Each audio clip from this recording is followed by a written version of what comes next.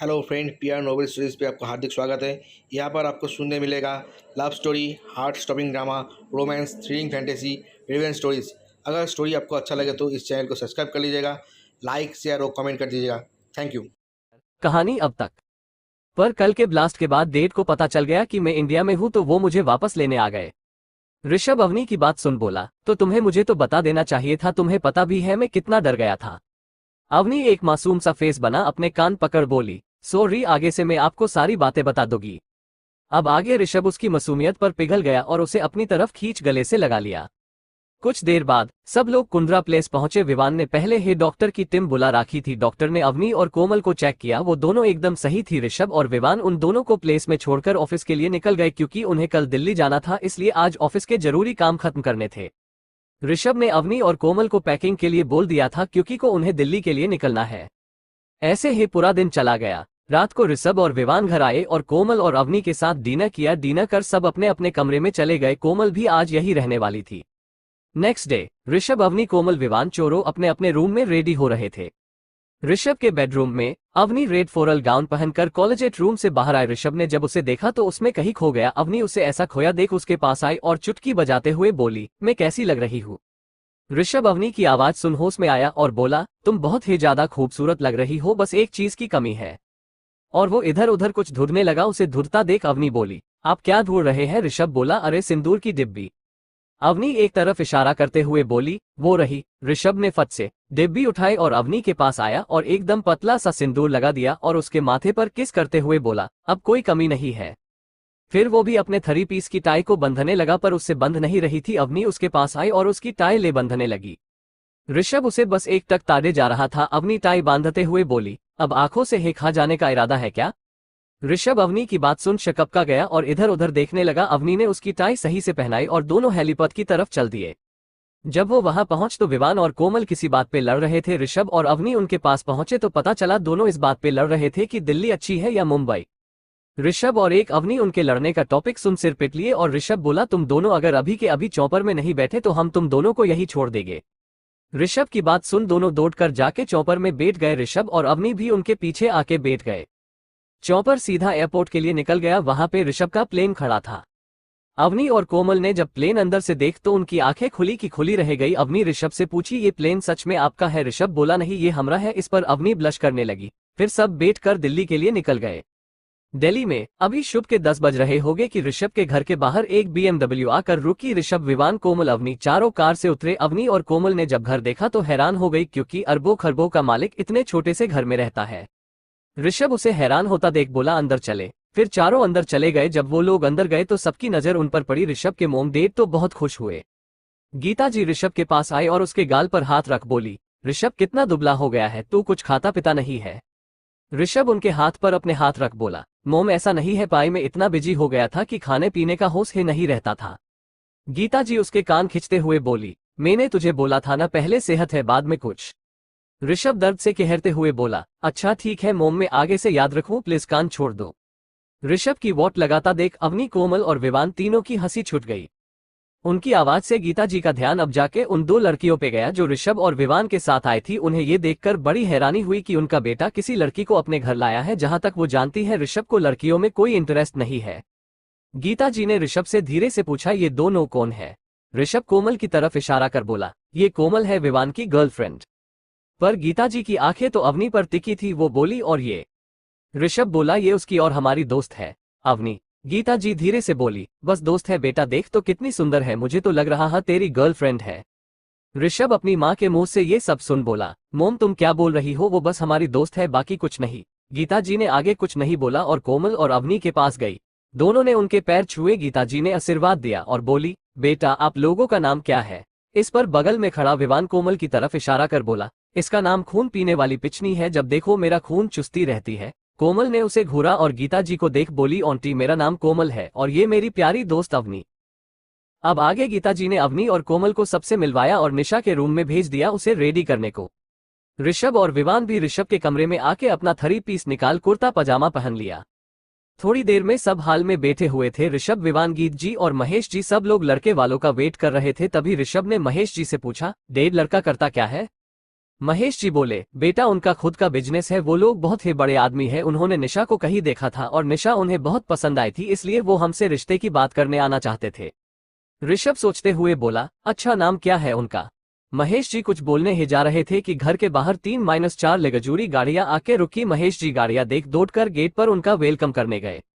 उनके पीछे पीछे पीछे विवान और ऋषभ भी गए। जब वो दोनों वहां पहुंचे तो मिस्टर वालिया को देख हैरान रह गए। विवान बोला, मतलब अंकल मिस्टर वालिया के बेटे ध्रुव वालिया की बात कर रहे थे। ऋषभ भी इस बात से हैरान था कि इतने बड़े लोग उसकी बहन को अपनी बहू बनाना चाहते हैं, क्योंकि अभी मिस्टर वालिया को ये नहीं पता था कि ये ऋषभ की फैमिली है। महेश जी मिसेज वालिया और ध्रुव को अंदर लाकर सबको सोफे पर बैठा दिया। इस वक्त मिस्टर वालिया अंदर नहीं आए थे, वो किसी से कुछ बात करने के लिए बाहर ही रुक गए थे और उन्होंने अभी तक ऋषभ को नहीं देखा था। गीता जी सबके लिए चाय नाश्ता लेकर आए। महेश जी ने ऋषभ के बारे में बताया और विवान को तो सब जानते ही थे। दोनों माँ बेटे थोड़ा हैरान तो थे कि विवान यहाँ कैसे, पर कुछ बोले नहीं। ऋषभ लड़के से कुछ न कुछ सवाल पूछे जा रहा था, वही ध्रुव बड़ी आसानी से जवाब दे रहा था। तभी मिस्टर वालिया अंदर आए और सोफे पर बैठते हुए बोले, माफ कर दीजिएगा महेश जी, थोड़ा कुछ जरूरी काम था। बोलते बोलते उनकी नजर ऋषभ पर गई और वो तुरंत खड़े हो गए। वो तेज आवाज में बोले, सर आप यहाँ कैसे? सब ये देख हैरान थे, इतना बड़ा आदमी ऋषभ को सर क्यों बोला रहा है। ऋषभ ने उन्हें शांत रहने का इशारा किया, जो कि मिस्टर वालिया समझ गए और बात सही करते हुए विवान की तरफ इशारा करते हुए बोले, सर आप यहाँ कैसे? पहले तो सबको लगा था कि मिस्टर वालिया ऋषभ की बात कर रहे हैं, फिर जब उन्होंने मिस्टर वालिया को विवान की तरफ इशारा करते हुए देखा तो फिर उन्हें लगा ये नॉर्मल है कि विवान को यहाँ देख सब हैरान हो जाए। महेश जी बोले, अरे वालिया जी ये है हमार बेटा ऋषभ, वो विवान इसका दोस्त है इसलिए ये भी यहाँ है। मिस्टर वालिया जी आगे कुछ नहीं बोले और सोफे पर बैठ गए। कुछ देर बाद निशा को अवनी और कोमल लेकर आए और सबके सामने बैठा दिया। सबने निशा से कुछ बातें की। ऋषभ ने भी ध्रुव से बहुत कुछ पूछा और ध्रुव भी बड़ा कॉन्फिडेंट होकर अपने आंसर दे रहा था। मिस्टर वालिया की तो हालात खराब हो रही थी ऋषभ के सवालों से। वो बस ये सोच रहे थे अगर ध्रुव ने कोई गलत जवाब दे दिया तो क्या होगा। बातचीत होने के बाद मिस्टर वालिया ने जाने की परमिशन ली। सब उन्हें छोड़ने के लिए बाहर तक आए। वालिया फैमिली की तरफ से ये रिश्ता मंजूर था, पर ऋषभ की फैमिली ने अभी तक हाँ नहीं बोली थी। उन लोगों के जाने के बाद सब लोग हाल में बैठे थे, ऋषभ, अवनी, कोमल, विवान, गीता जी, निशा, महेश। महेश जी ने ऋषभ और विवान से पूछा, लड़का कैसा है, फैमिली कैसी है इनकी? ऋषभ और विवान को तो पहले ही वालिया जी के बारे में सब कुछ पता था। ऋषभ बोला, लड़का बहुत अच्छा है, उसमें आगे बढ़ने की चाह है, वो आज नहीं तो कल अपने बिजनेस को और भी आगे बढ़ाएगा। फिर विवान बोला, हाँ अंकल जी, मैं मिस्टर वालिया और उनकी फैमिली को पर्सनली जानता हूँ, वो लोग बहुत ही अच्छे हैं, हमारी निशा के लिए ध्रुव बहुत अच्छा रहेगा। महेश जी ने हाँ में सिर हिलाया और अपने बगल में बैठी निशा के सर पर हाथ रख पूछा, बेटा तुम्हें कैसा लगा लड़का? निशा को कुछ समझ नहीं आ रहा था कि वो क्या बोले। ध्रुव बहुत हैंडसम था इसलिए निशा को भी ध्रुव पसंद आया, पर वो अपने डेट के सामने कैसे बोल सकती है। वो बोली, अगर आप लोगों को सही लग रहा है तो मेरे लिए भी सही है। इस पर गीता जी खुश होते हुए बोली, देखा मैंने कहा था निशा मना नहीं करेगी, चलो भगवान का शुक्र है इसे कोई लड़का पसंद तो आया। महेश जी ने निशा से दोबारा पूछा, बेटा तो मैं इस रिश्ते के लिए हाँ बोल दूं? निशा बोली, आपकी मर्जी डेड, और वो वहां से उठी और चली गई। उसे जाता देख सबको लगा निशा को ये बात अच्छी नहीं लगी, पर अवनी और कोमल ने उसे ब्लश करते देख लिया था। असल में निशा वहां से उठकर इसलिए गई क्योंकि उसे शर्म आ रही थी। उसके जाने के बाद महेश जी ने गीता जी से उदास होते हुए बोला, लगत है उसे अभी शादी करने का मन नहीं है। गीता जी कुछ बोलने ही वाली थी कि अवनी उनके पास आई और कान में कुछ बोलने लगी। गीता जी सब सुन खुश हो गई और हंसते हुए बोली, अरे आप गलत समझ रहे हो, वो यहाँ से उठकर इसलिए गई है क्योंकि उसे शर्म आ रही थी।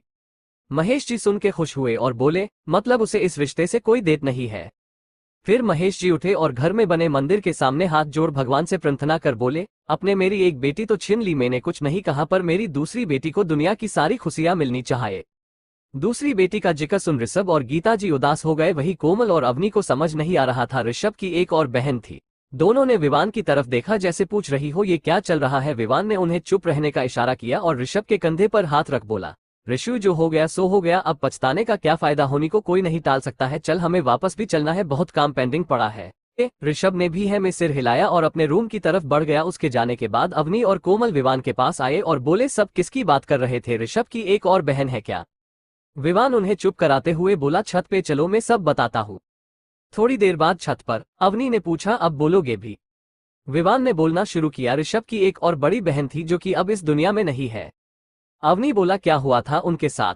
विवान बोला, ऋषभ की वजह से उनका मर्डर हुआ था। अवनी बोली, पर कैसे? ऋषभ ने ऐसा क्या कर दिया? विवान बोला, असल में ऋषभ अपनी असल आइडेंटिटी हमेशा से छुपा कर रखता था, पर रजनी को पता चल गया था इसलिए उनकी जान गई। अवनी बोली थोड़ा और अच्छे से बताओगे। विवान बोला ठीक है तो सुनो। फ्लैशबैक। ऋषभ जब 10 साल का था तब उसने सबसे छुपकर अपने एक दोस्त रितेश के साथ एक ई कॉमर्स कंपनी खोली, जो कि बहुत अच्छी चली। फिर कुछ सालों में ही ऋषभ ने उसे इंडिया की नंबर 1 ई कॉमर्स कंपनी बना दी। लेकिन कोई भी ये नहीं जानता था कि ये कंपनी का असली मालिक कोई और था। सब बस यही जानते थे कि ये कंपनी रिश्ते की है, पर रितेश को ही ये बात पता थी कि कंपनी के 80% शेयर्स का मालिक ऋषभ है। रितेश के पास बस 10% शेयर्स थे। इस बात से रिश्ते हमेशा जलता था। एक दिन रिश्ते ने लालच में आकर ऋषभ को मारने का प्लान बनाया, पर उसकी किस्मत में अभी मौत नहीं लिखी थी। ऋषभ की सबसे बड़ी बहन रजनी जो 21 साल की थी, वो एक दिन इंटरव्यू के लिए ऋषभ की कंपनी में आ जाती है। उस वक्त ऋषभ ऑफिस में ही होता है। ऋषभ की बहन जो इंटरव्यू देके वापस जा रही थी, तभी उसे सामने ऋषभ को देखा, जो रितेश को कुछ समझते हुए आ रहा था और रितेश सिर झुका के उसकी बातें ध्यान से सुन रहा था। तभी ऋषभ की नजर उसकी बड़ी बहन पर पड़ी, जो उसे ही घूर रही थी। वो डर के वहां से भागने लगता, तभी उसकी बहन उसे कॉलर को पीछे से पकड़ लिया और ऋषभ न चाहते हुए भी रुक जाता है और वापस मुड़ के रजनी की तरफ देखा और अपने दांत दिखा दिया।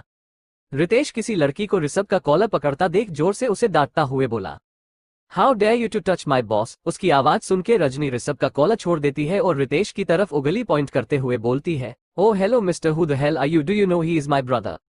और ये बॉस बॉस क्या लगा रखा है।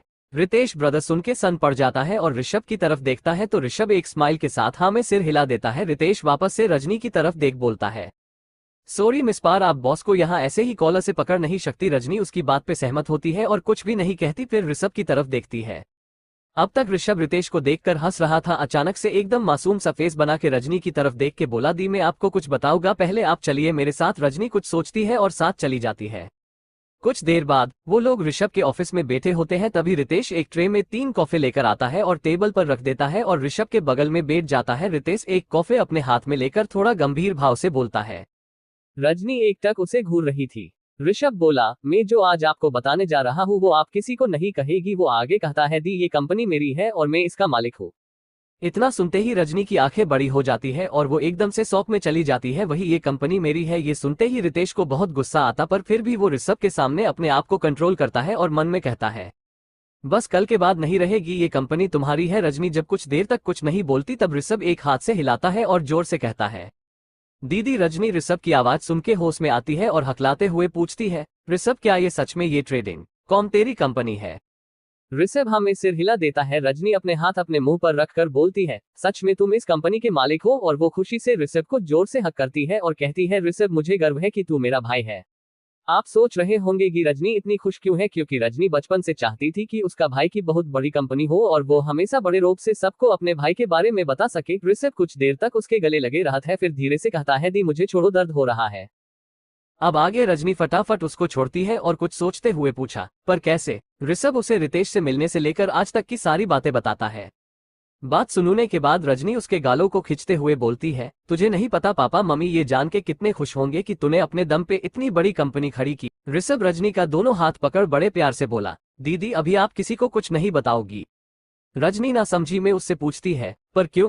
ऋषभ आगे कहता है, दी मैं मोम डेट को सरप्राइज दूं, तब तक आप कुछ भी किसी से नहीं कहोगी, प्रोमिस से करो। रजनी सोचते हुए ठीक है बोलती है और प्रोमिस करती है। ऋषभ रितेश से मिलवाता है और थोड़ी देर बात करके ऋषभ अपनी बहन के साथ घर चला जाता है। अगले दिन रजनी जल्दी तैयार होकर ऑफिस जाने के लिए रेडी होती है, क्योंकि ऋषभ की कंपनी में उसे पर्सनल असिस्टेंट की जॉब मिली होती हो। वो रेडी होकर ब्रेकफास्ट करती है और ऑफिस की तरफ चली जाती। वो ऑफिस में रितेश से मिलती है और आज का सारा शेला बताती है, जो कि उसके पुराने पाने मेल कर दिया होता है। रितेश शेला सुन के आज अपने प्लान को अंजाम देने के बारे में सोचता है कि ऋषभ से डायरेक्ट कंपनी अपने नाम करना मुश्किल है, क्यों ना उसकी बहन के जरिए अपने नाम कराई जाए। और अपने दिमाग में एक प्लान रेडी करता है और रजनी से कहता है, आज तुम्हारा पहला दिन है और आज तुम मेरे साथ मीटिंग में चलो और देखो कैसे मीटिंग अटेंड करते हैं। रजनी ऑफ बॉस बोल के अपनी कैबिन में चली जाती है। वही रितेश किसी को कॉल करके अपना सारा प्लान समझाता है। फोन काट के एक डेविल स्माइल करता है। कुछ देर बाद रजनी और रितेश मीटिंग के लिए निकल जाते हैं। रास्ते में रितेश रजनी को जबरदस्ती क्लोरोफॉर्म सुगंध देता है। उसे बेहोशी की हालत में एक खंडा इमारत में ले जाके उसे एक चेयर से बंध देता है और ऋषभ को फोन करता है। इन सबसे अनजान ऋषभ अपने स्कूल में अपने दोस्तों के साथ मजे मस्ती में बिजी था। तभी ऋषभ की वॉच वाइब्रेट होती है। पहले तो वो इग्नोर करता है, फिर कुछ सोचकर अपने बैग से चोरी से अपना फोन लेकर वॉशरूम में चला जाता है। वहां जाके देखता है रितेश की बहुत सारी मिस कॉल है। वो इतनी मिस कॉल देखकर तुरंत ही उसे कॉल करने जाता है। तभी रितेश का फिर से कॉल आता है। ऋषभ कुछ बोल पता उसे पहले है। उधर से रितेश घबराए आवाज में बोल, ऋषभ वो तुम्हारी बहन को किसी ने किडनैप कर लिया है और 50 लाख मांग रहा है। ऋषभ ये सुनते हैं शोक में चला जाता है। थोड़ी देर बाद होश में आके गुस्से और डरे भाव से बोला, वो तो ऑफिस गई थी, फिर किडनैप कैसे हो गई? आया। रितेश घबराए आवाज में बोलता है, ऋषभ मैं उसके साथ मीटिंग में जा रहा था, रास्ते में कुछ लोगों ने हम पे अटैक कर दिया और मुझे बेहोश करके तुम्हारी बहन को उठा के ले गए। आया। मैं जब होश में आया तब मेरे फोन में एक अननोन नामे एक मैसेज आया। मैंने मैसेज खोल तो उसमें लिखा था, अगर लड़की चाहिए तो इस पाते पर 50 लाख लेकर आ जान, पुलिस को खबर करने की कोशिश भी मत करना वरना लड़की बहुत सुंदर है। आए। ऋषभ रितेश की बात सुन के उसकी उंगली उसके फोन पर कस जाती है और रितेश से कहता है, मुझे एड्रेस सेंड करो, मैं 50 लाख लेकर जाता हूँ। उधर से रितेश कहता है, ऋषभ तुम अकेले मत जाओ, मैं भी चालूंगा, तुम रुको, मैं तुम्हें स्कूल से पिक करता हूँ। आए। ऋषभ ने कुछ नहीं कहा और फोन कट कर दिया। उसके बाद वो क्लास में आया और चुपचाप अपना बैग लिया और बाहर की तरफ चल दिया। ऋषभ के चेहरे पर इस वक्त गुस्से के भाव थे, जिसकी वजह से उसके दोस्तों ने उससे कुछ नहीं पूछा। आया। ऋषभ सीधा प्रिंसिपल ऑफिस में गया और उनको बता के स्कूल से बाहर चला गया। ये स्कूल ऋषभ का ही था, पर यह बात सिर्फ प्रिंसिपल और टीचर को ही पता थी। वो स्कूल से बाहर आया तो रितेश पहले से वहां खड़ा था। ऋषभ उसकी गाड़ी में बैठे गया, दोनों उस एड्रेस की तरफ निकल पड़े। ऋषभ ने रितेश से कई बार बोला पुलिस को इन्फॉर्म करने को, पर रितेश कुछ ना कुछ बहाने बना देता। ऋषभ को कुछ तो गड़बड़ लग रही थी, पर उसे अभी अपनी बहन की फिक्र थी, इसलिए उसने इस पर ज्यादा नहीं सोचा। थोड़ी देर बाद वो भी उसी खंड इमारत के सामने खड़े थे। ऋषभ और रितेश अंदर गए। अंदर बहुत सारे आदमी ऑटोमेटिक गन लेकर खड़े थे। ऋषभ तो उन्हें डर सा गया, पर उसने रितेश को देखा जो एकदम चिल लग रहा था। ऋषभ मन में बोला, ये इतना चिल कैसे है? वो लोग अंदर आ चुके थे। ऋषभ की नजर जैसे ही सामने बेहोश पड़ी उसकी बहन पर गई। वो दौड़कर उसके पास जाने लगा। वो उसके पास पहुंच पाता उससे पहले ही किसी ने पीछे से उसके सिर पर वार किया और वो वही बेहोश हो गया। कुछ देर बाद ऋषभ को होश आया तो उसे अपने सिर में तेज दर्द हो रहा था, फिर भी उसने अपने दर्द को इग्नोर कर रजनी को ढूंढने लगा, पर वह सिर्फ अंधेर था क्योंकि शायद ऋषभ एक कमरे में बंद था। तभी उस कमरे का गेट खुला और कुछ लोग अंदर आए। ऋषभ उनको देख चिल्लाकर बोला, कौन हो तुम और मुझसे क्या चाहते हो? उन सभी में से एक आदमी बोला, जल्द ही पता चल जाएगा ऋषभ। ऋषभ उसकी आवाज सुन हैरान हो बोला, रितेश तुम ये क्या कर रहे हो और मुझे ऐसे बंद क्यों रखा है और मेरी बहन कहाँ है? तभी उस कमरे की लाइट जल गई। तेज रोशनी की वजह से ऋषभ की आंखें बंद हो गई। थोड़ी देर में जब उसने आंखें खोली तो रितेश सामने बैठा डेविल स्माइल कर रहा था। ऋषभ को अब गुस्सा आ रहा था। वो बोला, ये क्या कर रहे हो रितेश, तुम चाहते क्या हो? रितेश ऋषभ की तरफ झुका और बोला, ज्यादा कुछ नहीं, तुम्हारे 90% शेयर्स चाहिए और कुछ नहीं। ऋषभ को अब सब खेल समझ आ गया था कि कैसे उसकी बहन किडनैप हुई, कैसे रितेश उसे यहाँ लगा। ऋषभ बड़े एटीट्यूड के साथ बोला, अगर मैं तुम्हारे नाम ना करूँ तो ऋषभ की बात सुन रितेश को गुस्सा आ गया। वो उसके जबड़े पकड़ते हुए बोला, तू मेरे नाम करेगा? पता है क्यों करेगा? रितेश ने एक आदमी को एक इशारा किया। वो आदमी रजनी को लेकर उस रूम में आया। रजनी की हालत बहुत खराब थी, उसे कपड़े जगह जगह से फटे हुए थे, रो रो कर उसकी आंखें सूज गई थी। रजनी इस वक्त होश में थी। वो उस आदमी के चंगुल से छूटने की कोशिश कर रही थी। अपनी बहन की ऐसी हालत देखकर ऋषभ रितेश को गुस्से से बोला, देख रितेश, तू जो कर रहा है उसका अंजाम अच्छा नहीं होगा, तू जानता है मैं क्या क्या कर सकता हूँ? रितेश ऋषभ की बात सुन हंसते हुए बोला, ऋषभ तुझे जो करना है कर लियो, पहले इस पेपर पर साइन कर। रितेश ने एक पेपर उसके सामने कर दिया। ऋषभ ने उस पेपर को देखा और बोला, अगर मैंने इस पेपर पर साइन कर दिया तो क्या गारंटी है मेरी बहन यहाँ से सही सलामत निकल जाएगी? रितेश बोला, मैं जबान का पक्का हूँ ऋषभ, ये बात तू भी जानता है। ऋषभ एक तेज स्माइल के साथ बोला, हाँ वो तो जनता हूँ, तू कितना जबान का पक्का है? मेरे हाथ खोल, में साइन करता हूँ। रितेश ने एक आदमी को इशारा किया और उसने ऋतब का हाथ खोल दिया। ऋषभ ने पेन लिया और साइन करने वाला ही था कि उसकी बहन चिल्लाते हुए बोली, ऋषु साइन मत करना, अगर तूने साइन कर दिया तो ये लोग तुझे जिंदा नहीं एल। तभी रजनी के गाल पर एक जोरदार तमाचा पड़ा और वो जमीन पर गिर गई। ऋषभ अपनी जगह से भागकर उसके पास जाने लगा। तभी रितेश के अदमियों ने उस पे गन तान दी। ऋषभ वहीं रुक गया और रितेश को गुस्से से देखने लगा। रितेश पेपर लेकर उसके पास आया और बोला, इस पे साइन कर और इसे यहाँ से ले जा। ऋषभ गुस्से में बोला, मैं नहीं करूंगा साइन, पहले रजनी को छोड़। अब रितेश इरिटेट होते हुए बोला, अगर तूने अभी के अभी इस पे साइन नहीं किया तो तेरी बहन बहुत ही खूबसूरत है, मेरे आदमी यही इसके साथ सुहागरात मनाने लगेंगे। ऋषभ को रितेश की बात सुन बहुत गुस्सा और घिन दोनों आ रही थी। वो मन में सोच रहा था, मैंने कैसे इंसान पर भरोसा किया है। ऋषभ फिर से साइन करने लगा। इस बार फिर से रजनी कुछ बोलने ही वाली थी कि रितेश के आदमी ने उसका मुंह बंद कर दिया। ऋषभ ने सारे पेपर साइन कर रितेश को दे बोला, अब तो मेरी बहन को जाने दो। रितेश पेपर चेक कर डेविल स्माइल के साथ बोला, जाने तो देंगे, पहले कुछ मजे तो ले लिए जाए। रितेश की बात सुन ऋषभ ने उसका कॉलर पकड़ बोला, तुझे जो चाहिए था मिल गया ना, अब उसे जाने दे। रितेश अपना काला छोड़ाते हुए बोला, सब कुछ नहीं मिला ना, अभी ये बाकी है।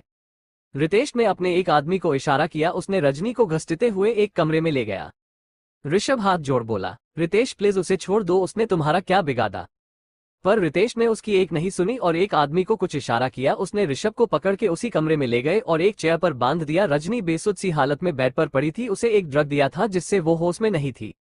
तभी रितेश कमरे में आया और रजनी के पास गया। ऋषभ उससे भीख मांगता रहा पर रितेश पे आज भूत सवार था। उसने ऋषभ ने सामने ही उसकी बहन की इज्जत के साथ खिलवाड़ किया। ऋषभ रोता रहा और गिड़गिड़ाता रहा पर रितेश को कोई असर नहीं हुआ। सब कुछ करने के बाद रितेश एक सेटिस्फैक्शन वाली स्माइल देकर वॉशरूम में चला गया। ऋषभ लाचारी में बस रोता रहा। तभी रजनी को हल्का सा होश आया, उसे अपने पूरे बदन में बेहिसाब दर्द हो रहा था पर इस वक्त उसे अपनी नहीं ऋषभ की फिक्र थी। वो बेड से उठी और अपने कपड़े पहने और लड़खड़ाते हुए ऋषभ के पास पहुंची और उसके हाथ पैर खोलने लगी। ऋषभ अपनी बहन की हालत देख और रोने लगा। रजनी ने जैसे ही उसके हाथ पैर खोले ऋषभ उसके गले लग गया और बोला, दीदी मुझे माफ कर दो, सब मेरी वजह से ही हुआ है, मैं उसे जिंदा नहीं छोड़ूंगा। रजनी ने उसे अपने से दूर किया और लड़खड़ाती आवाज में बोली, अभी यहाँ से भागना जरूरी है, और उसका हाथ पकड़ बाहर जाने लगी। उसने जैसे ही गेट खोल तो सामने कोई नहीं था। दोनों किसी तरह से वहां से बाहर आए तो वहां एक ब्लैक BMW थी। ऋषभ जल्दी से ड्राइविंग सीट पर बैठ गया पर जैसे ही रजनी पैसेंजर सीट पर बैठने वाली थी किसी ने पीछे से उसे गोली मार दी। ऋषभ गोली की आवाज सुन दौड़कर उसके पास आया और उसे उठाकर कार में बैठान लगा पर रजनी ने उसे वही रोक दिया और उसका हाथ अपने हाथ में लेकर बोली, ऋषभ तू जा, मैं अब नहीं बच सकती और इस दाग के साथ जिंदगी जीना मुश्किल है, इससे बढ़िया मैं मर ही जाऊं। ऋषभ रोते हुए बोला, दीदी आपको कुछ नहीं होगा, मैं हूं ना, तुम बच जाओगी। रजनी उसका हाथ और जोर से पकड़ बोली, जिद छोड़ और जा यहाँ से और मुझसे एक प्रॉमिस कर, इस जैसे दरिंदों को तू इनकी किए की सजा जरूर देगा। ऋषभ बोला, दी इनको मैं खुद सजा दूंगा, पहले हमें हॉस्पिटल चलना है। तभी रजनी की बॉडी ढीली पड़ गई। ऋषभ उसे गोद में ले रोने लगा और बोला, दी मेरा वादा है आपसे, इन कमीनों को मैं मौत से भी बदतर सजा दूंगा। तभी वह रितेश और उसके आदमी दौड़ कर आते दिखाई दिया। ऋषभ ने अपनी बहन को एक बार देख और कार में बैठ भागने लगा। उसे भागता देख रितेश चिल्लाते हुए बोला, पकड़ो उसे और मार डालो, अगर वो जिंदा बचा तो हम में से कोई जिंदा नहीं बचेगा।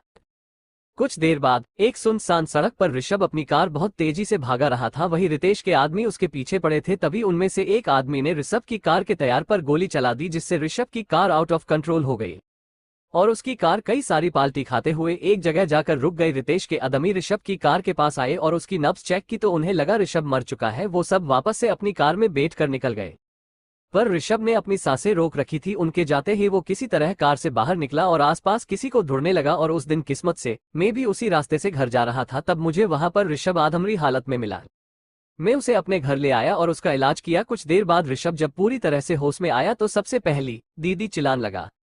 मैंने उसे किसी तरह शांत किया और उससे पूछा क्या हुआ था। उसके साथ ऋषभ ने मुझे सब कुछ बताया। सब जानने के बाद मेरी आंखों से खुद आंसू आने लगे। मैंने बोला, तुम पहले अपने घर वालों को इन्फॉर्म करो। ऋषभ ने मना किया और मेरा फोन मांगा और अपनी जेब से एक कार्ड निकाल एक माफिया को फोन कर दिया। एल प्रेजेंट विवान उन दोनों को सब बता ही रहा था कि पीछे से ऋषभ चिल्लाते हुए बोला, तू क्या कर रहा है, तुझे मना किया था ना कि इस बारे में बात नहीं करनी है। तीनों उसकी आवाज सुन डर गए। इन्होंने ऋषभ की तरफ देखा जो उन्हें घूर रहा था। ऋषभ तीनों के पास आया और बोला, चलो चलने का वक्त हो गया है। अवनी और कोमल तो दौड़ते हुए नीचे चले गए। वही जब विवान जाने को हुआ तो ऋषभ ने उसे रोक लिया और बोला, तुझे मना किया था न कि इस बारे में तुझे किसी को बताने की जरूरत नहीं है। विवान ऋषभ की आंखों में आंखें डाल बोला, वो कोई और नहीं तेरी पत्नी है और उसका पूरा हक बनता है तेरे बारे में सब कुछ जानने का। ऋषभ को विवना की बात सही लगी। उसने एक गहरी सांस ली और बोला, अच्छा ठीक है, बता दियो उसे सब कुछ, अब चलते हैं, जाने को लेट हो रहा है। दोनों जब नीचे पहुंचे तो सब उनका वेट कर रहे थे। ऋषभ सबके पास जा बोला, मोम डेड में वापस जा रहा था। गीता जी खड़ी होते हुए बोली, बेटा कुछ दिन रुक नहीं सकते। ऋषभ उसका हाथ पकड़ बोला, मोम में 1-1.5 महीने में आ ही जाओगा। गीता जी ने भी हाँ में सिर हिला दिया। राकेश जी भी सोफे से खड़े हुए और ऋषभ को उसका ध्यान रखने को बोला। फिर चोरों ने गीता जी और राकेश जी का आशीर्वाद लिया और निशा के पास गए और एक एक कर निशा को हक करने लगे। जब अवनी ने निशा को हक किया तो निशा ने धीरे से बोला, भाभी ऋषभ का ख्याल रखना। अवनी निशा की बात सुन एकदम शॉक्ड हो गई और सोचने लगी उसे कैसे पता कि ऋषभ और उसकी शादी हो गई। निशा अवनी को इतना शॉक्ड देख कान में बोली, भाभी आप इतना मत सोचिए, कुछ दिन में आपको सब पता चल जाएगा। अवनी होश में आई और हाँ में सिर हिलाया। चारों वहां से विवान की कार में बैठकर एयरपोर्ट की तरफ निकल गए। बीच में ही ऋषभ के बॉडीगार्ड की गाड़ियों ने उन्हें कवर कर लिया। प्लेन में अवनी कोमल एक दूसरे से हंसी मजाक कर रहे थे। वही ऋषभ विवान कुछ डिस्कशन कर रहे थे। तभी अवनी को कुछ याद आया और वो विवान देख बोली, विवान तुमने आज कोमल को खून पीने वाली पिचनी क्यों बोला। विवान अवनी को देख बोला, अरे अवनी मैं क्या बताऊं, अपनी दोस्त से ही पूछ लो मैं उसे ऐसा क्यों बोला। अवनी ने कोमल को सवालिया नजरों से देखने लगी। कोमल अपनी नजरें चुराने लगी और बोली, मुझे ऐसा क्या देख रही है, मुझे नहीं पता वो मुझे ऐसा क्यों बोला। अवनी कोमल को घूरते हुए धीरे से बोली, मुझे पता है तू कुछ छुपा रही है, अब बता क्या बात है। कोमल उससे धीरे से बोली, मैं बाद में बताओ प्लीज। अवनी ने सोचते हुए बोला, अच्छा ठीक है कल कॉल्स में जरूर बताएगी। कोमल ने हाँ में सिर हिला दिया। शाम 4 बजे 4 रो वापस से मुंबई आ चुके थे। ऋषभ अवनी चोपर से कुंद्रा पैलेस के लिए निकल गए।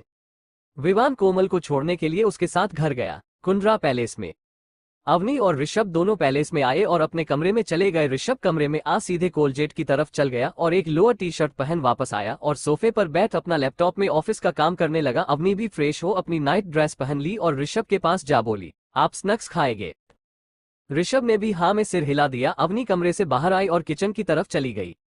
अवनी के जाते ही ऋषभ का फोन बजा। ऋषभ ने एक बार फोन को देखा और फोन पिक कर लिया। उधर से विवान बोला, ऋषु हमें कल दुबई जाना होगा, हमारे हथियारों को दुबई गवर्नमेंट ने जब्त कर लिया है।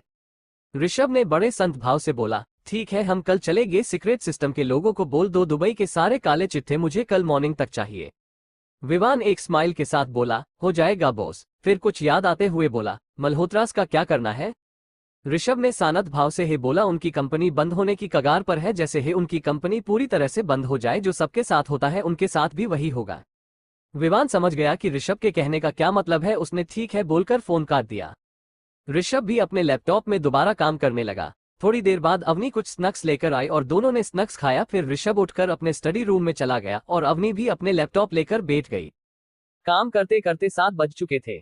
ऋषभ जब वापस अपने कमरे में आया तो देखा अवनी साफे पर ही सो गई है। ऋषभ कुछ देर तक उसे देखता है, फिर उसे उठाते हुए और बोला, स्वीट हार्ट खाना खा लो फिर सो जाना। अवनी भी चुपचाप उठ गई। थोड़ी ही देर में एक मैट खाना लेकर आए और दोनों अपना डिनर करके एक दूसरे को बाहों में भर सो जाते हैं। नेक्स्ट मॉर्निंग ऋषभ की जल्दी उठ गया। उसने देखा अवनी उसे कसकर पकड़कर सोई है। ऋषभ ने उसे और कसकर पकड़ लिया। अवनी नींद में ही कसमसाने लगी। थोड़ी देर बाद ऋषभ ने अवनी को छोड़ा और उठकर कोलजेट की तरफ चला गया। ऋषभ ने अपने जिम वेयर पहना और जिम में चला गया। 1 घंटे बाद जब वो जिम से आया तो देखा अवनी अभी भी घोड़े बेचकर सो रही है। ऋषभ अवनी के पास गया और उसके ब्लैंकेट को खींचने लगा, पर अवनी ने ब्लैंकेट को इतनी जोर से पकड़ा था कि जैसे वो उसका सुरक्षा कवच हो। ऋषभ उससे उठाते उठाते हुए परेशान हो गया। ऋषभ इरिटेट होकर उसे गोद में उठा लिया और वॉशरूम में ले जाकर बाथटब में पटक दिया।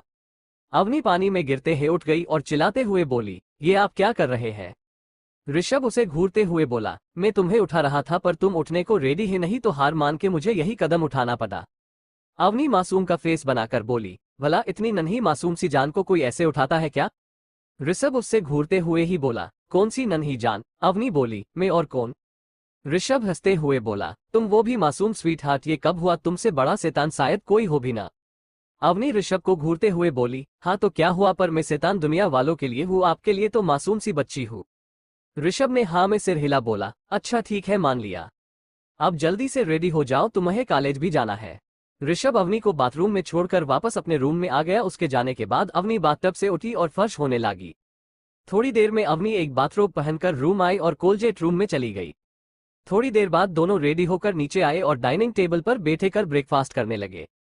ऋषभ ने ब्रेकफास्ट खाते हुए अवनी से बोला, स्वीट हार्ट मुझे कुछ दिनों के लिए दुबई जाना है, तब तक तुम अगर चाहो तो कोमल के साथ रह सकती हो। पर अब दुबई क्यों जा रहे हैं। ऋषभ बोला, मुझे कुछ जरूरी काम निपटाने हैं। अवनी बोली, अच्छा ठीक है, पर कोमल के यहाँ जाने की कोई जरूरत नहीं है, मुझे कुछ दिनों के लिए अपने बेस पर जाना है, वहाँ कुछ अर्जेंट काम है। ऋषभ ने ज्यादा कुछ नहीं पूछा और बस हम में जवाब दिया और अपना ब्रेकफास्ट करने लगा। दोनों ने अपना ब्रेकफास्ट करके अपनी अपनी डेस्टिनेशन के लिए निकल गए। ऋषभ दुबई के निकल गया और अवनी कॉलेज के लिए मुंबई यूनिवर्सिटी। अवनी आज भी अपनी रोल्स रॉयस से आई थी, उसके साथ उसकी बॉडीगार्ड कृति भी थी। दोनों जैसे ही अपनी कार से बाहर आई उन्हें कोमल उनके पास आती हुई दिखाई दी। कोमल अवनी के पास आई और बोली, क्या बात है भाई, आज मैडम इतनी जल्दी कैसे। अवनी स्माइल के साथ, अरे तुझे तो पता है उन्हें जल्दी उठने की आदत है और वो मुझे भी जल्दी उठा देते हैं, तो मैंने सोचा लेट जाने से अच्छा जल्दी ही चलो। तभी अवनी को कुछ याद आया और वो सीरियस टोन में बोली, हमें कुछ दिनों के लिए बेस पर रहना होगा। रोहित का मैसेज आया था, बेस में कुछ लोगों ने हमले किए हैं और मुझे जहां तक उम्मीद है ये काम डेढ़ का ही है। कोमल ने भी हाँ में सिर हिला बोली, अवनी तू सही बोल रही है, अंकल के अलावा किसी और को नहीं पता कि क्वीन ऑफ डार्क का बेस कहाँ पर है। अवनी ने हम में जवाब दिया और बोली, चल अभी लेक्चर का टाइम हो रहा है, यहाँ से हमें सीधा बेस के लिए निकलेंगे। कोमल कुछ सोचते हुए बोली, पर ऋषभ कुछ नहीं बोलेगा अगर तू उसके साथ नहीं रहेगी तो। अवनी ने इसका जवाब दिया, वो और विवान कुछ दिनों के लिए दुबई जा रहे हैं, इसलिए उन्होंने मुझे बेस पर रहने की परमिशन दे दी है। कोमल बोली, अच्छा, उस एक्डू ने मुझे तो कुछ नहीं बताया। कोमल की बात सुन अवनी को कुछ याद आया और वो बोली, विवान से मुझे याद आया तू मुझे कुछ बताने वाली थी। कोमल नासमझी में बोली, मैं क्या बताने वाली थी? अवनी एक आईब्रो अपर कर बोली, तेरे और विवान के झगड़े के बारे में। इस पर अवनी शर्मा गई और बोली, वो तो बस हमारी ऐसे ही लड़ाई हो गई थी। अवनी उसे सारमाता देख समझ गई थी कुछ तो बात है जो कोमल शर्मा रही थी। अवनी बोली, अब मुझे भी नहीं बताएगी कि ऐसा क्या हुआ जो तू इतना शर्मा रही है? कोमल अवनी की बात सुन और शर्माने लगी और बोली, अच्छा अवनी, मैं तुझे सब बताऊंगी, पहले हमें लेक्चर में चलना चाहिए वरना शर्मा सिर्फ फिर कुछ ना कुछ बातें सुनाएंगे। इस पर अवनी हंसते हुए बोली, तू भूल रही है कोमल, ये कॉलेज मेरा है और मुझे और मेरी दोस्त को कैसे कोई भी कुछ बोल सकता है? कोमल बोली, अबे मैं तो भूल ही गई थी कि ये कॉलेज तो तेरा है, पर लेक्चर तो हमें अभी भी अटेंड करना पड़ेगा। आगे फिर दोनों सीधा अपने लेक्चर अटेंड करने चले गए। वो लोग जब क्लास में पहुंचे तो शर्मा सर की क्लास स्टार्ट हो चुकी थी, पर सर ने अवनी, कोमल और कृति को बिल्कुल नहीं डांटा बल्कि बड़े प्यार से उनका हाल चाल पूछा और उनकी सीट और बैठा दी। दोनों ने अपना लेक्चर किसी तरह खत्म किया। लेक्चर खत्म होते ही अवनी कोमल को देख बोली, देख कोमल, अब कोई बहाना नहीं चलेगा, सच सच बता क्या हुआ है तुम दोनों के बीच? अवनी की बात सुन कोमल शर्माने लगी पर अपने आप को संभाल बोली। उसने अपना हाथ आगे करते हुए कहा, अच्छा मैं तुझे सब कुछ बता रही हूँ पर तू प्रोमिस कर हंसेगी नहीं। अवनी ने उसके हाथ पकड़ बोली, प्रोमिस में नहीं हंसूगी। कोमल ने एक गहरी सांस ली और बोलना शुरू किया, ये उस दिन की बात है जब तूने विवान को मेरे घर भेजा था। उस दिन विवान ने ड्रिंक की हुई थी। वो जब मेरे घर आया तो बहुत ही नशे में था। मुझे पहले तो लगा उसे बाहर निकाल दूं, पर वो हमारा दोस्त था और तुमने भी बोला था, इसलिए मैंने उसे वही रहने दिया।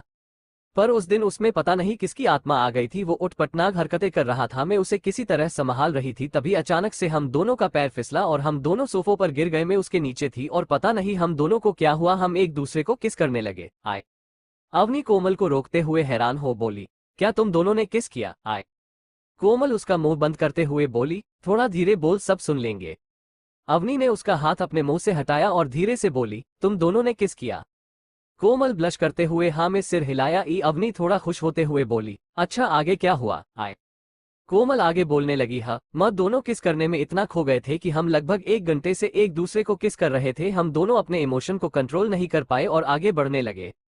तभी मैं वापस से होश में आई और विवान के लिप्स को जोर से काट लिया, जिससे विवान जितना भी नशे में था सब उतर गया और उसके लिप्स से खून आने लगा और उसका कुछ खून मेरे लिप्स पर भी था। इसी वजह से वो मुझे बार बार खून पीने वाली पिचनी बोलता है। आए अवनी कोमल की बात सुन हंसने लगी और बोली, क्या यार, तूने अपने फर्स्ट किस को क्या बर्बाद किया है? किस करने वाले को ही जख्मी कर दिया। आए कोमल चिढ़ते हुए बोली, तूने प्रोमिस किया था, तू हंसेगी नहीं। आए अवनी किसी तरह अपनी हंसी कंट्रोल कर बोली, अच्छा मैं नहीं हंस रही अब, पर तूने विवान के साथ सही नहीं किया। किस तो तुम दोनों के म्यूचुअल कंसेंट से हो रहा था ना, तो विवान को सजा क्यों मिले? कोमल ने हाँ में सिर हिला बोला, हाँ यार अवनी तू सही बोल रही है। मैंने कई बार सोचा उससे माफी मांग लूं, पर जैसे ही मैं कुछ बोलने वाली होती वो कुछ ना कुछ ऐसा बोल देता जिससे मुझे उस पर और गुस्सा आ जाती। आए अवनी बोली, अच्छा ठीक है, मैं उससे बात करूंगी और बाद में तू उससे माफी मांग लेने।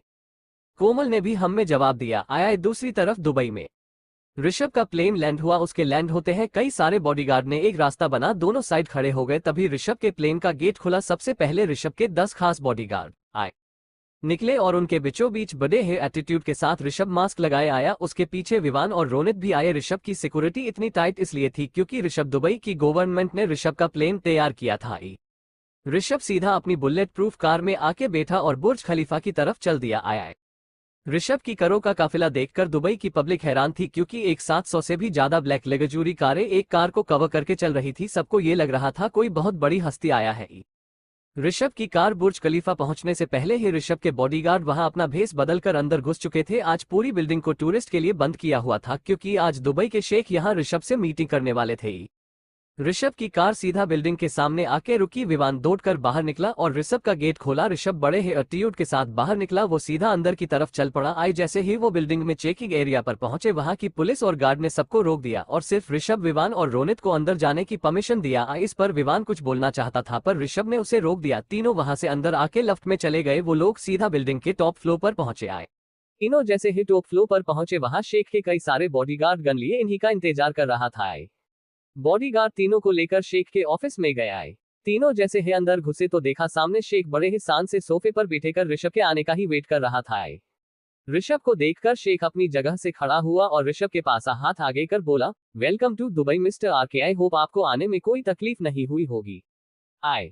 ऋषभ ने भी उससे हाथ मिलाया और बोला, अरे कैसी बात कर रहे हैं शेख साहब, हमें कैसी तकलीफ। फिर एक डेविल स्माइल के साथ बोला, तकलीफ तो उन्हें होती है जहां हम जाने वाले होते हैं। आए। शेख ऋषभ की बातों का मतलब अच्छे से समझ रहा था। वो हंसते हुए बोला, अरे मिस्टर आरके आप गलत समझ रहे हैं, हमें तो बस आपसे मुलाकात करनी थी इसलिए हमने ये खेल खेला। ये तो आप भी जानते हैं कि आपसे मिलना नामुमकिन है। आए।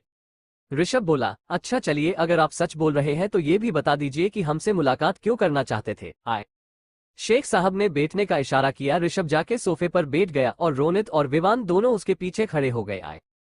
शेख साहब भी बैठ गए। ऋषभ ने उन्हें बोलने का इशारा किया। शेख साहब ने बोलना शुरू किया, देखिए मिस्टर आरके, मेरे पास आपके लिए एक बहुत ही अच्छी डील है जिससे हम दोनों इतना पैसा कमाएंगे कि कोई लिमिट ही नहीं होगी। आए। ऋषभ अपने दोनों हाथ फोल्ड कर बोला, अच्छा ऐसी कौन सी डील है। आए। शेख साहब ने आगे बोला, देखिए मिस्टर आरके, मेरी ड्रग्स की बहुत सारी फैक्ट्रीज है जिसमें अब इतना ज्यादा ड्रग्स प्रोड्यूस होता है कि हम पूरा बेच भी नहीं पाते। मैं चाहता हूं कि आप हमारे ड्रग्स इंडिया में बेचने दो और जो भी मुनाफा होगा दोनों 50-50 कर लगे। आए। ऋषभ शेख साहब की बात सुन थोड़ा गुस्से से बोला, आप क्या चाहते हैं मैं अपने देश के युवाओं की जिंदगियां बर्बाद करूं। आए। शेख साहब ऋषभ को बीच में रोकते हुए बोले, मिस्टर आक आप कैसी बात कर रहे हैं, हम अपने देश के नौजवानों को कैसे बर्बाद कर सकते हैं। मैं तो बस ये बोल रहा हूँ जिनकी ड्रग्स आदत बन चुकी है हम उन्हें अपने ड्रग्स बेचेंगे। आए। ऋषभ गुस्से में बोला, मुझे कोई इंटरेस्ट नहीं है आपके ड्रग्स बेचने में, तो प्लीज अगली बार मुझे ऐसे प्रपोजल के लिए परेशान मत करना वरना आपके लिए अच्छा नहीं होगा। अब मैं चलता हूँ अपने, मेरा और भी काम है। ऋषभ सोफे से उठने ही वाला था कि शेख साहब अपनी टोन चेंज कर बोले, आरके मैं तुझे प्यार से ऑफर दे रहा हूं तो मान जा वरना मुझे दूसरे तरीके भी आते हैं। आए।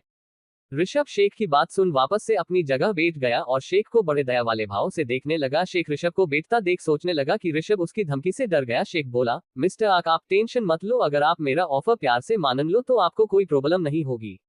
आए। ऋषभ शेख की बातें सुन हंसते हुए बोला, अरे शेख साहब आप क्या बोल रहे हो, मुझे प्रॉब्लम होगी वो भी आपसे। आए। शेख साहब ऋषभ की बात से चिढ़ गए और बोले, तुम अपने आप को कहीं का सहंसा समझते हो, जो मुझसे डर नहीं लग रहा, तुम भूल रहे हो तुम अभी मेरी कंट्री में हो। आए। ऋषभ एक डेविल स्माइल के साथ बोला, अरे शेख साहब आप ये क्यों भूल जाते हैं कि मैं क्या हूँ, और रही बात ये आपकी कंट्री की तो मैं इसे एक दिन में बर्बाद कर सकता हूँ। आए। शेख साहब और ज्यादा भड़क गया और चिल्लाते हुए अपने बॉडीगार्ड से बोला, पकड़ लो इन्हें और ले जाके मेरे शेरा को खिला दो। आए।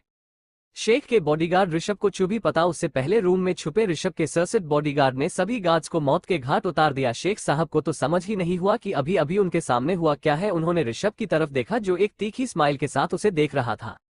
शेख साहब उसके पास आए और उसका कॉलर पकड़ने ही वाले थे कि विवान ने उनका हाथ पकड़ लिया और बोला, अरे शेख साहब ऐसी गलती भूलकर भी मत करिएगा वरना आपका नमो निशान इस दुनिया में नहीं रहेगा।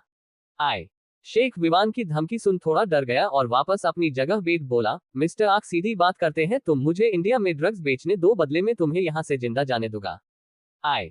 ऋषभ शेख की बातें सुन बोला, शेख साहब आपको नहीं लगता आप गलत बोल रहे हैं, यहाँ चारों तरफ सिर्फ मेरे लोग हैं और आप मुझे जिंदा छोड़ने की बात कर रहे हैं।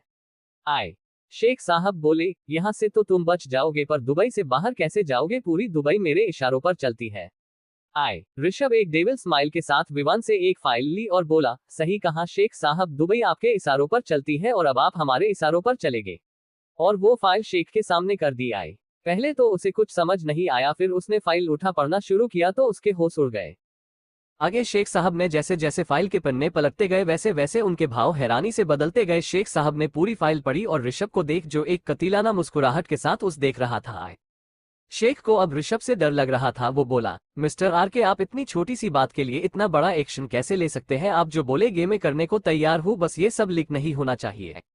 ऋषभ शेख को देख बोला, अरे शेख साहब आपने ही बोला था ना कि मैं यहाँ से जा नहीं सकता, तो मैंने आपको एक ट्रेलर दिखा दिया कि मैं यहाँ से कैसे जा सकता हूँ। आए। शेख बोला, मिस्टर आरके मैं अपनी बातों के लिए माफी मांगता हूँ, आप यहाँ से आराम से जा सकते हैं, बल्कि आप बोले तो मैं आपको खुद एयरपोर्ट तक छोड़ने आऊंगा। आए। ऋषभ बोला, उसकी कोई जरूरत नहीं है शेख साहब, बस आप एक बात याद रखिएगा, अगर इंडिया में आपके ड्रग्स दिखे तो आप इस दुनिया में नहीं दिखेंगे। आए। शेख को ऋषभ की बात सुनके बहुत गुस्सा आ रहा था क्योंकि आज तक उससे किसी ने ऐसे बात नहीं की। वो शांत इसलिए था क्योंकि वो समझ चुका था कि आरके को कंट्रोल करना उसके बस का नहीं, आरके बहुत ज्यादा पावरफुल है। आया। ऋषभ फिर वहां से उठा और बाहर जाने लगा। उसको बाहर जाता देख शेख ने उसे रोका और बोले, आप पहली बार हमसे मिलने आए हैं तो ये हमारी तरफ से आपका गिफ्ट है। शेख ने एक पेंटिंग की तरफ इशारा कर दिया। आए। ऋषभ ने जब उस पेंटिंग को देखा तो कहीं खो गया क्योंकि वो पेंटिंग बहुत ही खूबसूरत थी। ऋषभ होश में जब आया जब शेख ने उसे बुलाया, ऋषभ पेंटिंग के पास गया और उसे ध्यान से देखने लगा। उसने पूरी पेंटिंग देखी पर जैसे ही पेंटर का नाम देखा वो शॉकेड रह गया क्योंकि ये पेंटिंग दुनिया के सबसे मशहूर पेंटर लौरा ने बनाई थी। मिस लौरा एक बहुत ही मशहूर पेंटर है पर आज तक उन्हें किसी ने नहीं देखा। उनकी पेंटिंग अरबों में बिकती है। आज तक उन्होंने सिर्फ 50 ही पेंटिंग बनाई है जिनमें से 10 ऋषभ के पास खुद है। उसे लौरा की पेंटिंग बहुत ज्यादा पसंद है। ऋषभ ने वो पेंटिंग खुशी खुशी एक्सेप्ट की और वहां से चला गया। उसके जाने के बाद शेख ने चैन की सांस ली। उन्हें डर था अगर ऋषभ ने उस फाइल को दुनिया के सामने ला दिया तो बहुत बड़ी प्रॉब्लम हो जाती जो वो खुद भी नहीं संभाल सकते थे। सबके जाने के बाद शेख वापस से अपनी जगह पर बैठ गया और वाइन की शिप लेने लगा। तभी शेख का बेटा अंदर आया और अंदर का हाल देख फिक्र करते हुए बोला, अब्बू आप ठीक तो है ना, और ये सब किसने किया? शेख ने उसे शांत कराते हुए बोला, तैमूर मैं ठीक हूँ और ये सब किया धर आरके का है। तैमूर को कुछ समझ नहीं आया ये आरके कौन हो। तभी उसे याद आया कि उसने आरके के बारे में अपने दोस्तों से सुना था। वो बोला, अब्बू आरके यहाँ आया था। शेख ने हाँ में सिर हिलाया। तैमूर बोला, डैड मैंने सुना है वो बहुत पावरफुल, पर उसकी हिम्मत कैसे हुआ हमारे देश में आके आपके बॉडीगार्ड को ऐसे मारने की, ऊपर से जिंदा कैसे चला गया? शेख ने उसे संत करते हुए बोला, बेटा तैमूर मैंने भी यही गलती की थी उसे कम समझने की, और जब मुझे उसकी ताकत का अंदाज हुआ तो मैं खुद चुप हो गया। तुम उसे नहीं जानते, जब उसके बारे में जानोगे तो तुम खुद उसके आगे सिर झुकाओगे। तैमूर गुस्से से बोला, अच्छा ऐसा भी क्या है? होगा वो बहुत पावरफुल, पर मेरे देश में हमसे ज्यादा पावरफुल कोई नहीं है। शेख तैमूर की बात सुन बोला, बेटा तुझे सच में लगत है तो जरा ये देख। शेख ने वो फाइल तैमूर को दे दी। तैमूर ने भी वो फाइल ली और पढ़ना शुरू किया और जैसे जैसे वो पेज पढ़ रहा था उसकी आंखें बाहर आने को थी। वो शेख को देख बोला, अब वो आपको इतनी इन्फॉर्मेशन कैसे मिल गई? इतनी डिटेल में तो मैं भी नहीं जानता था। शेख बोले, यही बात तो मुझे भी समझ नहीं आ रही, हमारी इतनी डीप इन्फॉर्मेशन आज तक कोई नहीं निकाल पाया, तो आरके ने कैसे किया?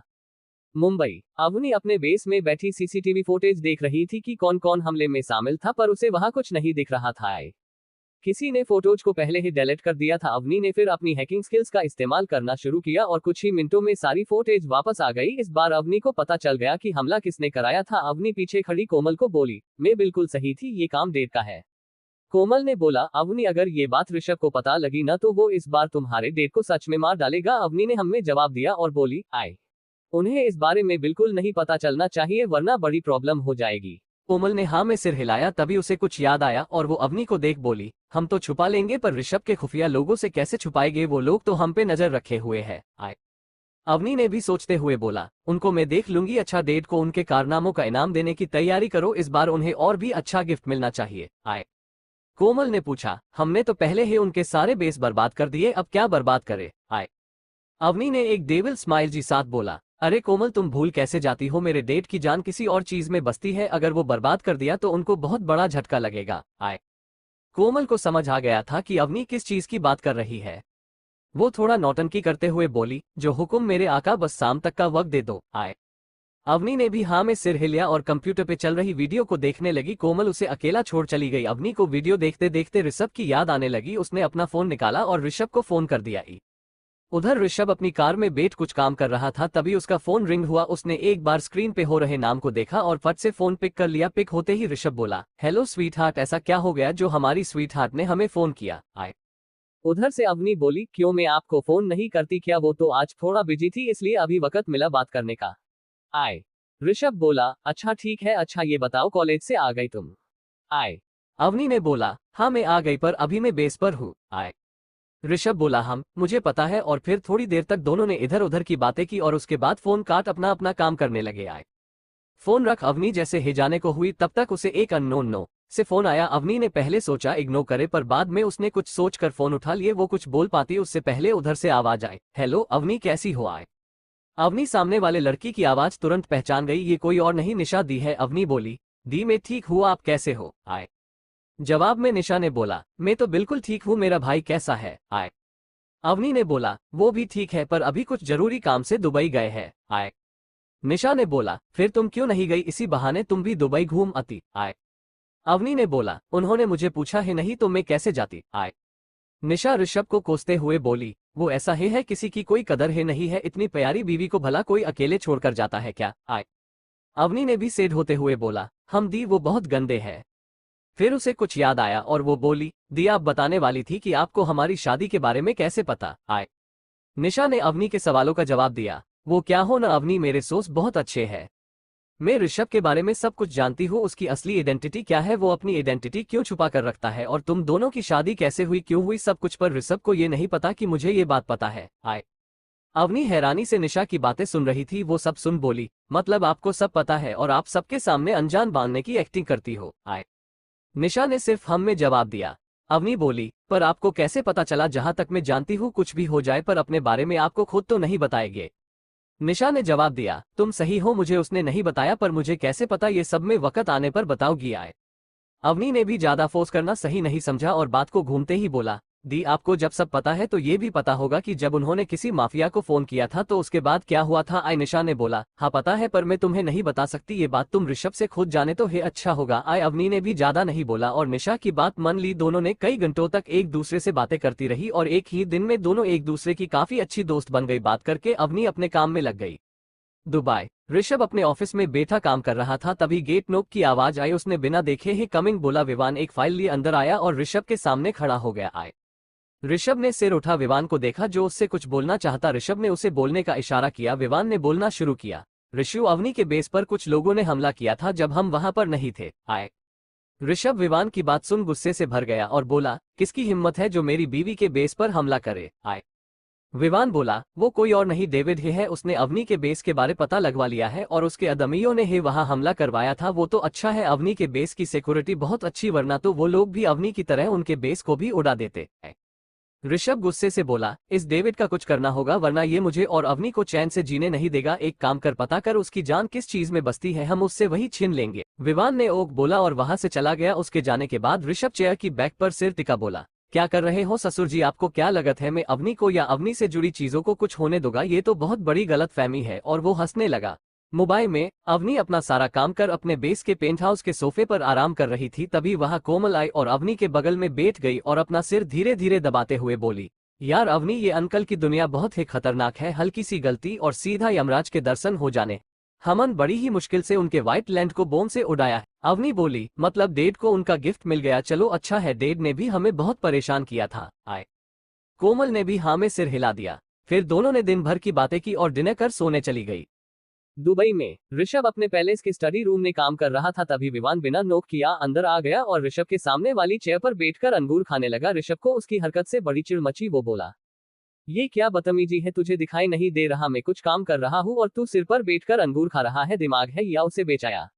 आए विवान ऋषभ के आगे अंगूर करते हुए बोला, अरे ऋषु, तू इतना गुस्सा क्यों हो रहा है? ले तू भी खा ले। आए ऋषभ उसकी बात सुन उसे और घूरने लगा। अपने आप को ऐसा घूरता देख विवान ने अपना हाथ वापस पीछे कर लिया और बोला, अरे भाई, बात है बड़ी मजेदार थी, तभी मैं तेरे मुंह मीठा करा रहा था, पर कोई नहीं, तुझे नहीं खाना तो मत खा, कोई बात नहीं, पर मैं बात तो जरूर बातूंगा। आए ऋषभ चिढ़ते हुए बोला, अच्छा ऐसा क्या है, अब बोल। आए विवान बोला, अरे ऋषु, तूने मुझे डेविड के जान से ज्यादा प्यारी चीज को ढूंढने को बोला था, पर अवनी ने हमसे पहले ही ढूंढ लिया और बॉम्ब से उड़ा भी दिया। मानना पड़ेगा यार, अवनी है बहुत कमल की। आए ऋषभ विवान की बात सुन बोला, हाँ अवनी कमाल की तो है, तभी न मुझे वो बहुत पसंद है। आए ऐसे ही कुछ दिन बीत गए। ऋषभ या अवनी को जब भी वक्त मिलता दोनों एक दूसरे का हाल चाल ले लिया करते।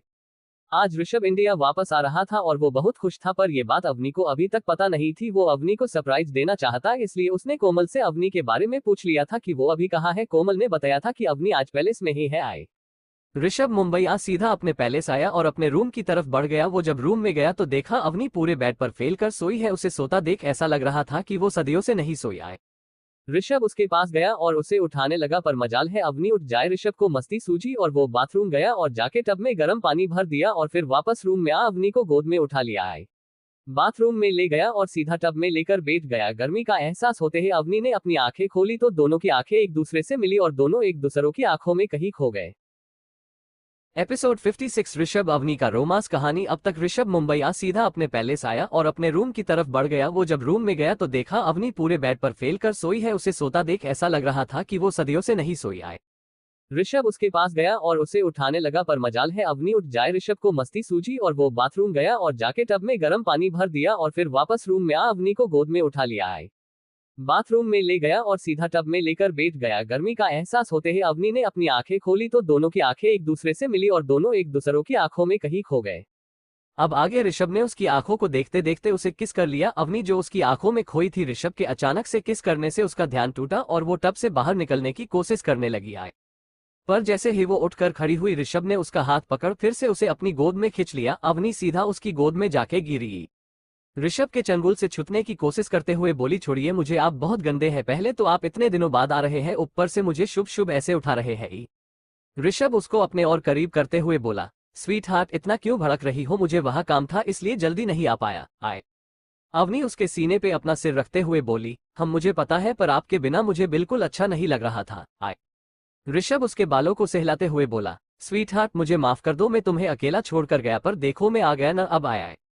अवनी ने अपना सिर उठा ऋषभ की आंखों में देखा जो उसे बहुत प्यार से देख रहा था। आए ऋषभ थोड़ा सा झुका और अवनी को किस करने लगा। पहले तो अवनी छूटने की कोशिश करने लगी, पर थोड़ी ही देर बाद वो भी ऋषभ का साथ देने लगी। आया ऋषभ उसे बहुत ही पैसेंटली किस कर रहा था, साथ ही उसके लिप्स को बाइट भी कर रहा था। आया जिससे अवनी को दर्द हो रहा था, पर दोनों एक दूसरे को छोड़ने को तैयार नहीं थे। ऐसा लग रहा था इतने दिनों की कमी एक ही दिन में पूरा कर देंगे। ऋषभ धीरे धीरे उसके नेक कॉलरबोन पर किस और बाइट करने लगा और साथ ही एक हाथ से उसकी कमर को सहला रहा था। आया ऋषभ ने अवनी को टब से बाहर निकाला और सवार के नीचे खड़ा कर दिया। उसने सावर ऑन किया और खुद भी अवनी के साथ सावर के नीचे खड़ा हो गया। आया ऋषभ अवनी को किस करने लगा और साथ ही साथ उसके कपड़े उसके शरीर से अलग करने लगा। ऋषभ ने उसके टॉप और जीन्स को उसके बदन से अलग कर दिया। अवनी इस वक्त सिर्फ और सिर्फ अंडरगारमेंट्स में थी, जिससे अवनी और भी अट्रैक्टिव लग रही थी। आया ऋषभ ने अवनी को ऊपर से नीचे तक देखा और उसके गारमेंट भी निकाल दिया। आया उसके बाद ऋषभ अवनी को बेसुमार ऊपर से लेकर नीचे तक चूमने लगा, चुमने के साथ साथ बाइट भी कर रहा था। आया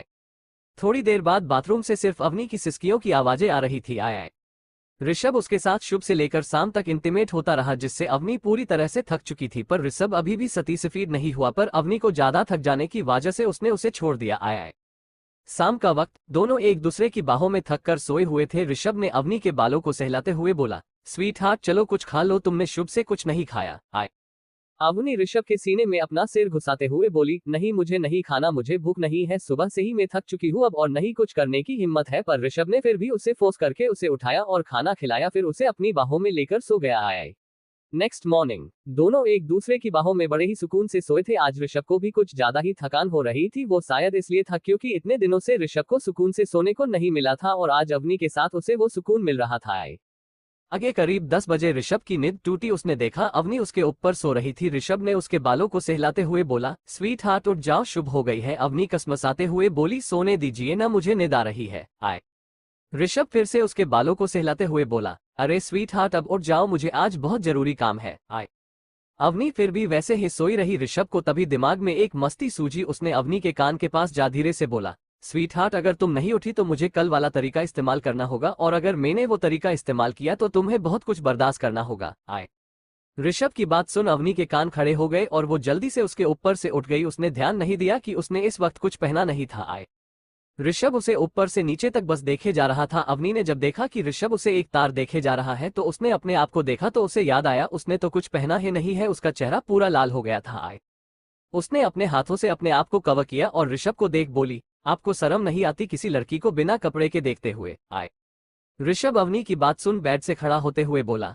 स्वीट हार्ट अपनी बीवी को बिना कपड़ों के देखने में कैसे शर्म, तुम तो ऐसे बिहेव कर रही हो जैसे मैंने तुम्हें बिना कपड़ों के देखा नहीं है। आए अवनी ऋषभ की बात सुन कुछ समझ ही नहीं आ रहा था कि वो क्या बोले। वो उस इंसान से सब छुपा रही है जिसका उस पर पूरा हक है। आए तभी ऋषभ शरारत करते हुए बोला, अगर तुम चाहो तो बदले में मुझे भी देख सकती हो। ऋषभ की बात सुन अवनी का ध्यान ऋषभ पर गया तो वो भी बिना कपड़ों के ही खड़ा था। आए अवनी ने अपना मुंह दूसरी तरफ कर बोली, छी आप कितने बेशर्म हो, अपने नीचे कुछ नहीं पहना है। आए ऋषभ ने एक बार अपने आप को देखा और अवनी को देख बोला, स्वीट हार्ट अपनी बीवी के सामने बेशर्म बनना पड़ता है वरना रातें कैसे बीतेगी। आए अवनी ऋषभ की बात सुन उसे घूरने लगी, फिर उसने अपने कपड़े उठाए और वॉशरूम में चली गई। आए ऋषभ ने भी कॉलेजेट से एक बाथरोब निकाला और पहनकर अपना लैपटॉप लेकर बैठ गया। आए आधे घंटे बाद अवनी फ्रेश होकर बाथरूम से बाहर आई। उसने इस वक्त एक बाथरोब पहना हुआ था। ऋषभ ने अपनी नजरें उठा उसे देखा तो अवनी का चेहरा पूरा पिंक हो चुका था। अवनी इस वक्त इतनी खूबसूरत लग रही थी कि ऋषभ की नजर ही उससे नहीं हट रही थी। आए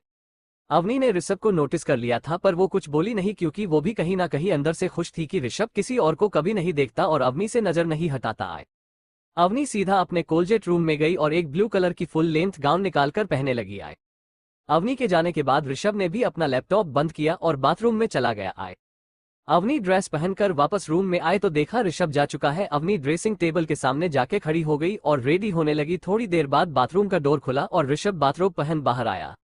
बाहर आते ही उसकी नजर अवनी पर गई जो ब्लू गाउन में बहुत ही खूबसूरत लग रही थी। ऋषभ तो उससे अपनी नजर ही नहीं हटा पा रहा था।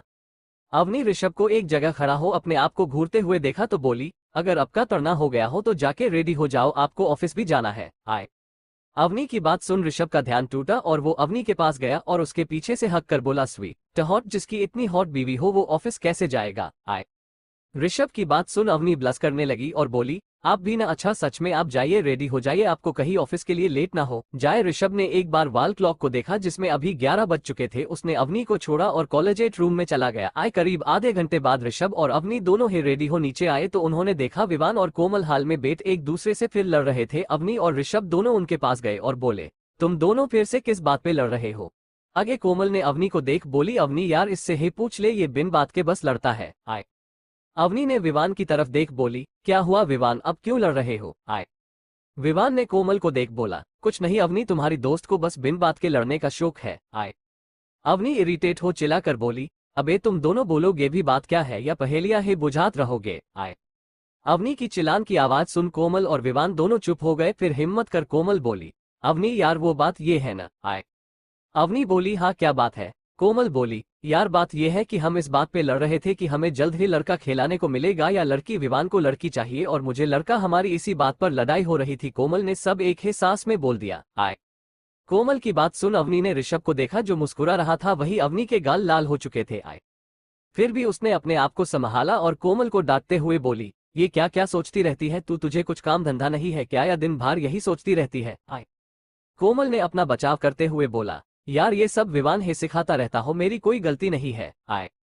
कोमल की बात सुन अवनी विवान को घूरने लगती है। अवनी के घूरने से विवान की जान हलक में अटक जाती है और वो नकली हंसी हंसते हुए बोला, अवनी ऐसा कुछ नहीं है, इसने मुझे पहले इस बारे में पूछा था, मैं तो बहुत शरीफ सा इंसान हूँ। आए। अवनी विवान की बातें सुन एक बार उसे ऊपर से नीचे तक देखती है और फिर उसकी आंखों में देख बोलती है, विवान तुम किस एंगल से शरीफ हो, मुझे तो बिल्कुल नहीं लगते। आए। विवान अपनी नजरें चुराते हुए बोला, अरे अवनी ये सब छोड़ो, तुम दोनों इतना रेडी होके कहाँ जा रहे हो। आए। इसका जवाब ऋषभ ने दिया, हम दोनों ऑफिस जा रहे हैं, मैंने अवनी के लिए एक रेडी किया है। आए। विवान बोला, तूने खुद से गिफ्ट रेडी किया है भाई, कब, मुझे क्यों नहीं पता। आए। ऋषभ उसके आंख दिखाते हुए बोला, चल तुझे भी आज ऑफिस में बहुत काम है, तू जल्दी ऑफिस चले जा। आए। विवान को कुछ समझ नहीं आया। वो बोला, ऋषु अचानक से ऑफिस में इतना काम कहाँ से आ गया जो तू मुझे जल्दी भेज रहा है। आए। ऋषभ ने उसको कंधे से पकड़ साइड में ले गया और बोला, अबे यार वो जो शेख की पेंटिंग हमें वही अवनी को गिफ्ट करने वाला, तू तभी तुझे ऑफिस जल्दी भेज रहा हूं ताकि तू वहां जाके सारी प्रिपरेशन कर दे। आए। विवान को अब सब बात समझ में आ गई। वो बोला, तू टेंशन मत ले, मैं पहले पहुंचकर सब कुछ संभल लगा। आए। फिर वो वापस अवनी और कोमल के पास आया और बाय बोल के चला गया। उसके जाने के बाद अवनी बोली, आप लोग ऐसी क्या बात कर रहे थे जो हमारे सामने नहीं कर सकते थे। आए। ऋषभ बहाना बनाते हुए बोला, वो ऑफिस की कुछ इंपॉर्टेंट बात थी जो अभी हम किसी को नहीं बता सकते। अवनी ने भी ज्यादा नहीं पूछा और उसके साथ ऑफिस की तरफ निकल पड़ी। कोमल भी वहां से अपने घर की तरफ चल दी। कुंद्रा इंडस्ट्रीज। ऋषभ की गाड़ियों का काफिला कुंद्रा इंडस्ट्रीज पहुंचा। गार्ड ने सबको सैल्यूट किया। ऋषभ की ब्लैक बेंटली बुलिडिंग के सामने आके रुकी। एक गार्ड ने ऋषभ की साइड का गेट खोला। ऋषभ मास्क लगा बड़े ही एटीट्यूड के साथ अपना कोट सही करते हुए नीचे उतरा। वो सीधा दूसरी साइड गया। इन वहां का गेट खोल। अवनी बड़ी ही नजाकत के साथ मास्क लगाए नीचे उतरी। आए। आरके के साथ किसी लड़की को देख छोटे से लेकर बड़े एम्प्लॉयज सब शौक थे। तभी रोहित और विवान अंदर से दौड़ते हुए आए और अवनी और ऋषभ के सामने खड़े हो बोले, वेलकम मिसेस कुंद्रा। मर सुन के सब सदमे में चले गए। आए। ऋषभ ने कुछ नहीं बोला और अवनी का हाथ पकड़ आराम से ऑफिस में जाने लग। क्या मुझे दुनिया के सामने लाना जरूरी है? अगर सबको मेरी आइडेंटिटी पता चल गई तो मेरी जान खतरे में पड़ सकती है न। आए। ऋषभ अवनी की परेशानी समझ सकता था। वो बोला, स्वीट हार्ट उसकी टेंशन तुम मत लो, किसी को भी तुम्हारे बारे में नहीं पता चलेगा, वो सब मुझ पर छोड़ दो। अवनी को ऋषभ पर पूरा भरोसा था कि अगर वो बोल रहा है तो पक्का कुछ न कुछ सोच रखा होगा। अब आगे। उसके बाद अवनी ऋषभ के चॉपर में बैठकर अपने बेस के लिए निकल गई और ऋषभ अपनी कुछ लाइव मीटिंग करने लगा जहां मीटिंग में ऋषभ के बॉडीडबल थे। आए। अवनी के बेस पर अवनी का चॉपर लैंड हुआ। रोहित ने जाके चॉपर का गेट ओपन किया। अवनी बड़े ही एटीट्यूड के साथ नीचे उतरी और बेस के अंदर चली गई। आए। शाम का वक्त 5 बजे। ऋषभ अपने पैलेस में आ चुका था। वो सीधा अपने रूम में गया तो वहां अवनी नहीं थी। ऋषभ ने एक बार टाइम देखा तो मन में बोला, बतख तो अवनी को आ जाना चाहिए था। आए। फिर उसने अपना फोन निकाल अवनी को कॉल करने ही वाला था, तभी उसे चॉपर की आवाज आई। वो बालकनी में गया और ऊपर देखा तो वहां ऋषभ का चॉपर आ रहा था। ऋषभ चॉपर देखकर समझ गया था कि ये अवनी ही है। आए वो वापस से अपने कमरे में आया और नीचे हेलीपैड की तरफ चल दिया। जैसे ही वो चॉपर के पास पहुंचा तो अवनी चॉपर से उतर रही थी। ऋषभ उसके पास गया और एक हाथ पकड़ उसे उतरने में मदद की। आए फिर दोनों वापस अपने कमरे की तरफ जाने लगे। रास्ते में ऋषभ ने अवनी से पूछा, तुमको लेट कैसे हो गया? आए अवनी बोली, वो कोमल मुझे आज के लिए थोड़ी बहुत बातें बता रही थी कि कैसे मुझे वहां पर कैसे बिहेव करना है। आए अब तक दोनों अपने रूम में आ चुके थे। ऋषभ ने गेट लगते हुए बोला, अच्छा स्वीट हार्ट, तो कोमल ने तुम्हें कैसे बिहेव करने को बोला? आए अवनी बोली, कोमल ने ज्यादा कुछ तो नहीं बताया। वो बोल रही थी मुझे ज्यादा नर्वस नहीं होना और अपने आप को एकदम टफ दिखाना है, जिससे लोगों को पता चले कि मैं तुम्हारी बीवी हूँ। मेरा ओरा एकदम तुम्हारे जैसा होना चाहिए। आए ऋषभ ने उसे कमर से पकड़ अपनी तरफ खींचते हुए बोला, अरे स्वीट हार्ट, तुम्हें ऐसा कुछ भी करने की बिल्कुल जरूरत नहीं है। तुम जैसी हो अपने आप को बस वैसे ही दिखाओ। आए